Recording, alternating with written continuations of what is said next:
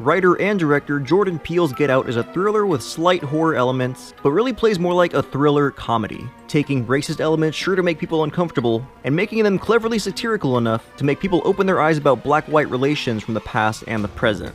Get Out's premise is simple. It's literally every black boyfriend of a white girlfriend's worst nightmare. But while moderately slowly paced at the beginning, as the third act takes place, the film picks up speed and throws a lot of information at you all at once. Now before I go any further, just a heads up. Everything you hear from here on out is a spoiler to Get Out, so you've been warned. So here are all the big questions in case you missed them. Who or what exactly is this community of white people, and why are they seemingly targeting black people?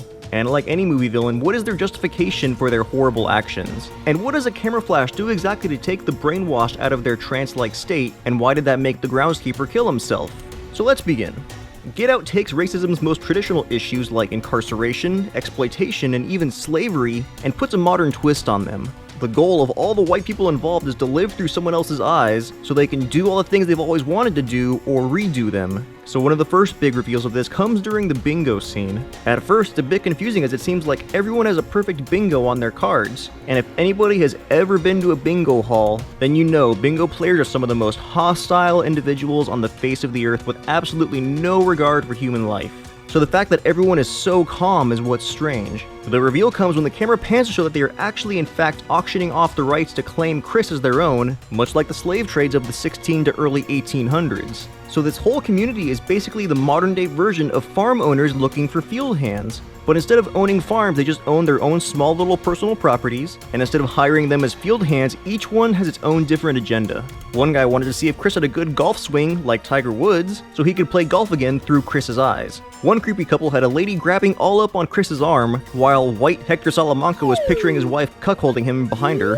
And the blind guy that won the auction for Chris, so he just wanted him so he could both create and sell artistic photos. But I guess, and I'm not defending them here, it's not that they're targeting black people, they are just targeting people who they feel have so much potential, but they feel that they're wasting their lives, which to them happens to be black people. Okay, you know what? Yeah, that definitely sounds racist. Okay, yeah, they're just low-key, straight-up racist.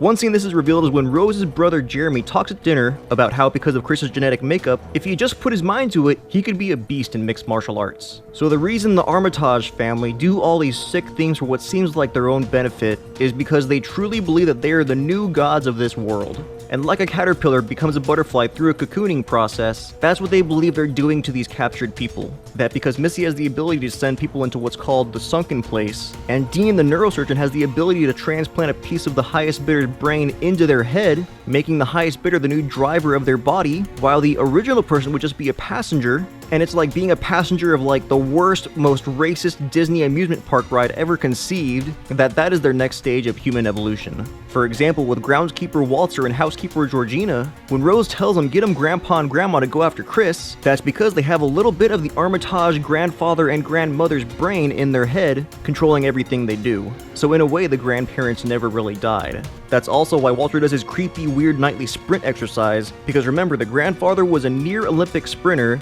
but he was beaten the qualifier by Jesse Owens. But as for the reason why Walter kills himself, all we know is that the Flash takes them out of their hypnotic prison in the sunken place, and poor Walter has been trapped in there for God knows how long, possibly unaware that Chris had killed Missy, who's the only person that can put him back in the sunken place, so he decides to just go out on his own terms, no longer wanting to be imprisoned in his own body.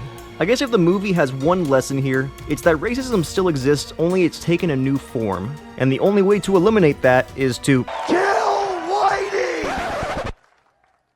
No, don't kill, anyway, that's everything I have for the Indie Explained of Jordan Peele's Get Out. Be sure to like, comment, and subscribe below, and tell me your thoughts on the film. Did you enjoy the satire, or did it make you feel uncomfortable? And do you hope director Jordan Peele makes another film just like this? And don't forget, as always, this is 5 Things Explains Everything with The Thingabang Show.